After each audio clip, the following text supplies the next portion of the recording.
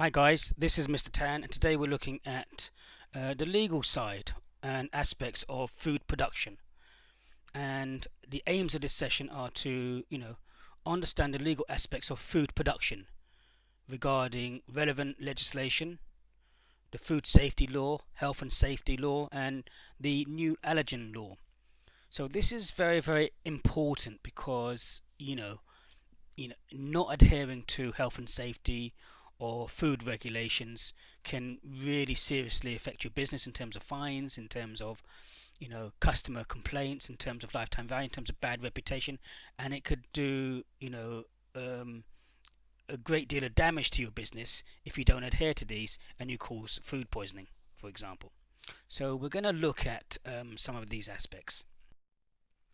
So the legal requirements in food production. So what aspects of food production require legal compliance? So we're going to look at the kind of like the process of the food production. So overview of the food management process, and this starts with the menu planning. So what's going to actually be on the menu, and then sourcing those materials of ingredients and foods, procurement, receiving the foods, storing the foods, issuing the foods out when you take it out, and then cooking the food, production of the food, serving the food, the service, and within the production, this includes and is separated into three further areas, including preparation, cooking, and holding. So this is the management process, and things need to be done in the correct way and in the correct manner according to legislation that has been passed in the English legal system. So we've got various laws here which we're going to go through, but please bear in mind that when we're looking at legislation, we're basically saying to ourselves, you either got common law or law based on precedent, which we are based on common law in the UK, but these legislation have been passed through the Houses of Parliament in terms of the House of Commons and the House of Lords. And these would have been passed with a white paper, and they would have gone through a process in terms of the legislative system, including a first reading, a second reading, a committee stage, a report stage, a third reading, and then the bill would be passed on to the next house as long as it's passed all the voting during that process. And then it would go through the same process: a first reading, a second reading, a committee stage, a report stage, a third reading, and then it would go back to the first house for any further amendments, and then it would go on to the Queen for her royal approval and a stamp for the royal assent. So this is the process that these legislation would have passed through on their first time round. So some of these include, which relate to menu planning laws, the Trade Descriptions Act 1968. And the Trade Descriptions Act 1968 says that under the Trade Descriptions Act 1968, it is a criminal offence for a trader to make false statements about goods or services offered for sale. So this relates specifically to descriptions could be made in writing, in an illustration, or orally. The description itself covers a range of factors including the quantity and size, the composition, the method, place and date of manufacture, fitness, stated for purpose, endorsements, by people or organizations. So we're talking about, the composition. What does it include? Recently you heard stories years back as regards to Burger King. Burger King is supposed to be selling beef burgers, and it was found out that some of their meats were actually horse meat instead of beef. Again, not what was stated, that what was being sold. Again, against the Trade Descriptions Act 1968 as regards to composition. So all these things are very, very important, and also they affect the reputation of the company if you do not adhere to these. The Weights and Measures Act 1985, this act provides a framework for the regulation, of transactions based on quantity, including the type and manner of quantitative information to be provided, the quantities which may be sold, and the units of measurement to be used. And it provides powers to regulate measuring equipment used for trade. Weights and Measures Act 1985. And these acts also link into contract law as well. You see, with contract law, you have an offer, acceptance, consideration, capacity, legality, and intent to create legal relations. And an offer and acceptance is made on goods which, as we state, must be fit for purpose. And so even in the Trade Descriptions Act 1968, we talk about the description itself in terms of fitness, for stated purpose. Is it fit for purpose? That also forms part of contract law, because these legislations, and even in terms of the Weights and Measures Act 1985, regulation in terms of the quantity that you say you're selling. So you also need the right equipment to be able to measure that quantity, because if you're saying you're selling a quantity, then, and you're not really, if you think about it, you made an offer and acceptance for a specific quantity for a specific amount, then if you don't provide that quantity that you say you're selling for that price, then really you're going to be in breach of contract. So again, these Trade Descriptions Act 1968, the Weights and Measures Act 1985 kind of also link into the contract law. So the menu planning laws, price of marketing, food and drink services, order 2003. And this states that a person who indicates that food is or may be for the sale by him shall, subject to the other provisions of this order, give an indication of. So this order is the price of marketing, order 2003, saying you must give an indication of these following things. And these includes the price for sale of that food, except where it is sold by reference or quantity or weight. The price for sale of each quantity or weight, where the food is sold by reference to quantity or weight, subject to the paragraph 2 above. Any charge which is payable in addition to the price of any food, expressed either in an amount or as a percentage of the price, and as minimum price or charge which is payable in respect of any food sold or service provided relating to the supply of food. The price, marketing, food and services 2003. So you must, give an indication of these before someone is actually selling it. But I have seen in certain cases where you can go into certain exclusive hotels and restaurants where they don't have any prices on their menus. So again, no one really says anything, or no one really complains, because the people going in there don't really care about the amount that they're spending because they can afford it. But again, I can see some discrepancies in some places which do not provide this. So the Procurement Laws, Public Contracts Regulations 2006, this says that public procurement laws regulates the purchasing by public sector bodies of contracts for goods or services or works or services. It is for individual departments to take responsibility for and justify the food they buy and ensure that it meets their requirements and achieved value for money. Public bodies must award all contracts in line with EU treaty principles, including the principles of non-discrimination, equal treatment, transparency, procedural fairness, mutual recognition, and proportionality.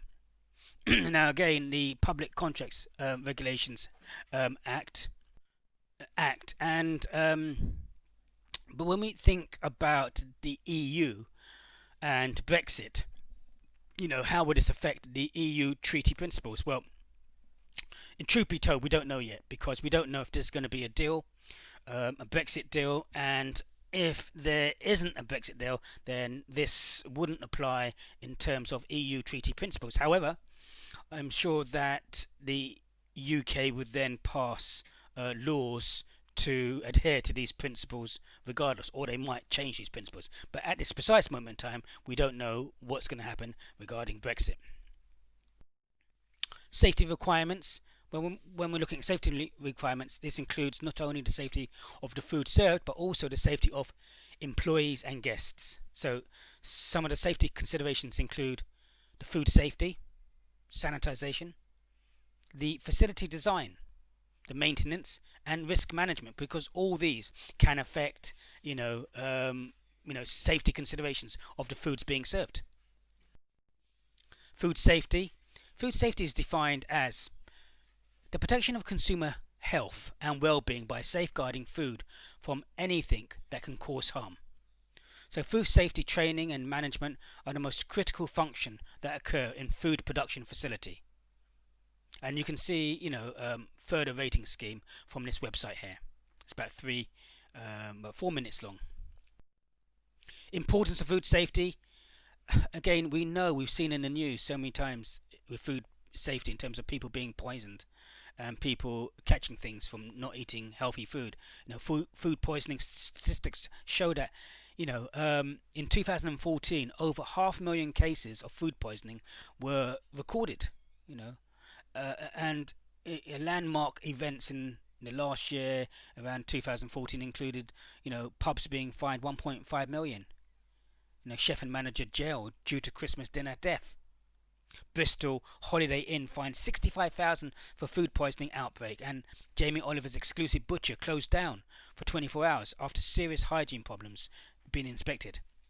Again, you have the KFC food poisoning strategy, and also the importance of due diligence, making sure that people are doing what they're supposed to be doing when they're carrying out their functions.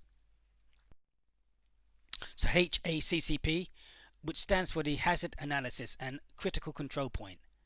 So here, HACCP, we're talking about everyone who works with food has a responsibility to make sure that food does not harm consumers. It is a legal requirement for food businesses to have a documented food safety management system based on HACCP principles. So this is a formal system that helps food businesses to protect food safety. So under Article 5 of the Regulation EC 852-2004, food businesses must put in place, implement and maintain a food safety management system based on the HACCP. Principles to ensure that food produced from their premises is safe to eat. So these are guidelines and formal processes and systems that must be adhered to ensure that food is safe for consumers to eat.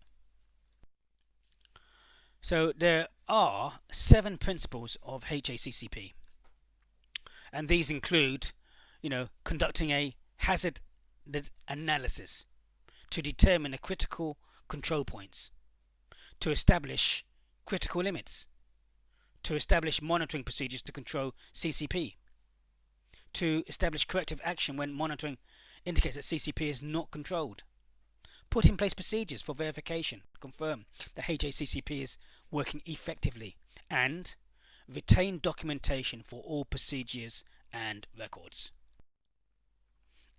Food safety laws. We've got food safety laws, a variety of them, including the Food Safety Act 1990. So the Food Safety Act 1990, as amended, provides the framework for all food legislation in Great Britain. Similar legislation applies to Northern Ireland. General Food Law Regulation, EC 178-2002. The General Food Law Regulation is EC legislation on general food safety. And then you also have the Food Hygiene Regulations 2004. So the General Food Regulation 2004, as amended, provides for the enforcement of certain provisions of regulation, including imposing penalties and amendments in Food Safety Act 1990 to bring in line with regulation with EU regulation. So again, you can be fined and you can have penalties, and it will be a criminal act if someone dies, and you can actually go to prison. Law enforcement, law enforcement officers have various powers, and these include to enter and investigate food businesses, to serve imprisonment and prohibition notices, to take businesses to court for non-compliance.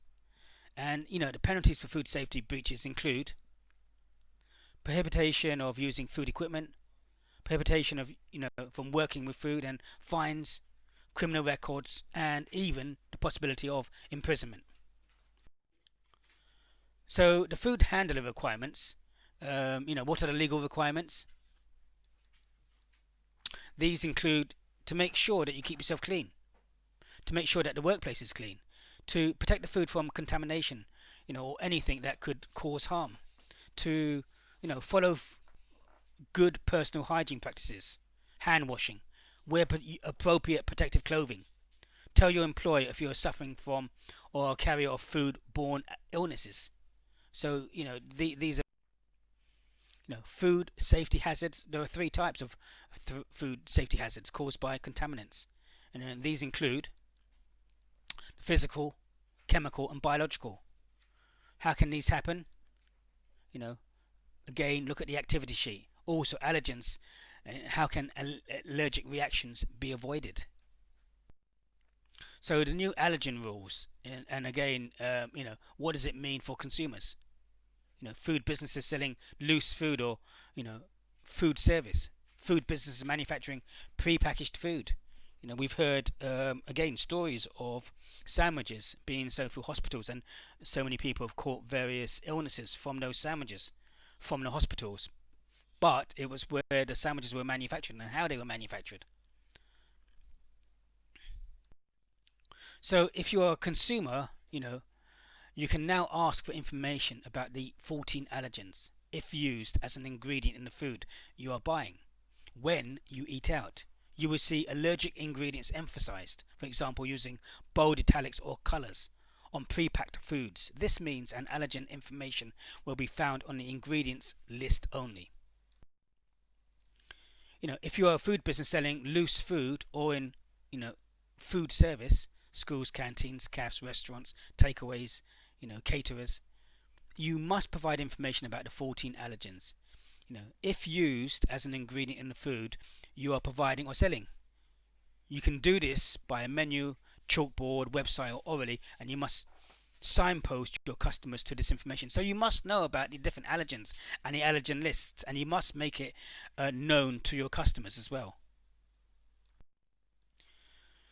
If you are a food business manufacturing pre-packed foods, you will have to emphasize allergic ingredients, allergenic ingredients, for example, by using bold italics or colors on the ingredients list. This means allergen information will be provided on the ingredients list only.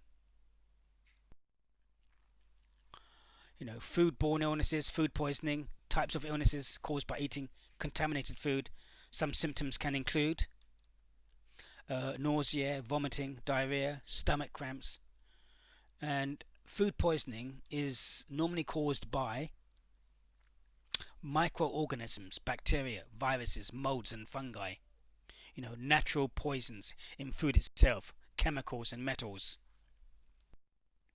Bacteria, the right conditions. What are the 4 conditions needed? You need for binary fusion the food needs to be food, warmth, moisture, and time, which will create binary fusion, which is not great for someone eating this food. Food poisoning bacteria, sources of bacteria, raw meat, especially poultry, people, especially cuts, lessons, nose hair, and mouth, rice and cereals, and again, so there's a range of different things that people should look out for as regards to food poisoning and bacteria. Food safety in food production, can we define the separate aspects of food safety requirements during food production? Well, these should be with personal hygiene when you're cleaning, ensuring that you have the right temperatures in the stockrooms and elsewhere, ensuring that you don't cross-contaminate meats and foods and so on and so forth, so you don't have 2 different types of meats together or on the same cutting board. Pest control, making sure that your kitchen area is clean and without any pests there. Waste control, making sure that your waste is not near where you're cooking, and so on and so forth. Maintenance, stock rotation, and records. So all these are absolutely necessary for food safety and food production.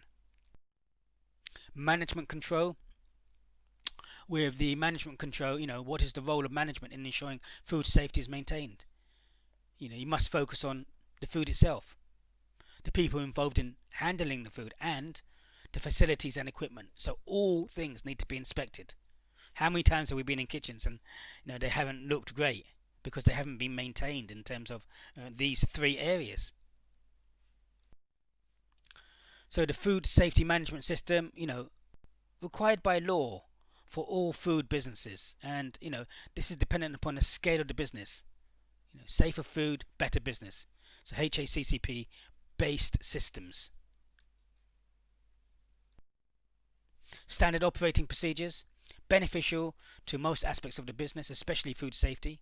Incorporates aspects of all production processes, such as the food preparation, hand washing, use of color, coding, chopping boards, following storage and shelf life guidelines.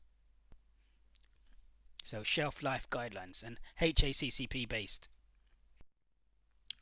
So here we can see the standard operating procedures, section 3 of HACCP. Again, go through these and see if you can apply these to your accommodation services. So there's a task here, and the task says to produce a HACCP based standard operating procedure for cooking. So do you think you can produce that? Follow the HACCP principles, including to identify critical control points, critical limits, and monitoring, and include instructions for employees when cooking. Food safety records. Again, it is imperative that the effects of your monitoring routines are recorded regularly to support proof of due diligence. When food safety controls have not been adhered to, your corrective actions must also be recorded. Recording helps you to maintain a precise assessment on food safety routines in your establishment and gives your business the opportunity to show others that we are regulating dangers in a satisfactory way. So the question you need to ask yourself is, what records should be kept? So food safety records includes, food handlers health questionnaire, training records, delivery records, storage temperature records, cooking, cooling, retesting temperatures, cleaning records, food poisoning, foreign body records, internal audit reports, external audit reports, maintenance records, and pest control records. And what about the food poisoning complaints? You need to obtain all the pertinent information. Remain concerned and polite, but do not admit liability or offer to pay medical bills. Never suggest symptoms. Record the time and the symptoms started. Try to get a food history of all the meals and snacks eaten before and after the person ate the suspected meal, and never offer medical advice. Health and safety at work. When we're looking at health and safety at work, we're saying, when people are harmed by work, it leads to pain and suffering for individuals and their families, disruption and damaged reputations for companies, and costs to the whole economy that make businesses and Britain less competitive. From the HSE 2016. Health and safety in food and beverage operations. Health and safety law, which is the Health and Safety at Work Act 1974. And main accidents arise from slips and trips, knives, muscular disorder, and dermatitis. So again, these are the main accidents that can harm employees or staff. Health and safety, accident, and unexpected event resulting in injury, loss, or damage. Construction and maintenance considerations include to make sure that there is adequate lighting, clearly marked exits, safety devices on equipment, fire extinguishers of appropriate type, and safety practices of employees are critical. And ergonomics, make sure everything is in the way that's easy for people to do their job safely. Health and safety compliance. Well, with the health and safety compliance, we're looking at various elements, which includes accessibility of fire lighting equipment and their readiness for use, appropriate PPE, adequate first aid arrangements, correct equipment for required tasks, proper guards of electrical grounding for food service equipment, easily movable equipment, regularly maintained equipment, guards on floor openings and receiving docks, adequate handrails and stairs, well vented and adequate lighting, appropriate training, and emergency drills. So these are the elements that you require for health and safety compliance. Benefits of an effective health and safety control include, you know, protecting your workers from accidents and ill health, reduced absences and sick leave, retain staff, maintain your organization's reputation, boost productivity and profits, and reduce your insurance premiums and legal costs from people claiming against your company from these accidents. So, in summary, we have looked at, trying to understand the legal aspects of food production, the relevant legislation, food safety law, and health and safety law. So these things must be borne in mind in terms of your company. You can't just do what you want, how you want to do it. And the types of legislation are there to try and help you protect your business, protect your customers, and protect your staff. So bearing in mind the design of your kitchens, how your processes of your kitchens, and your training of your staff to make sure that these are all adhered to for the sake of your business, your staff and your customers. So I hope this has helped today from Mr. Tan. Thank you.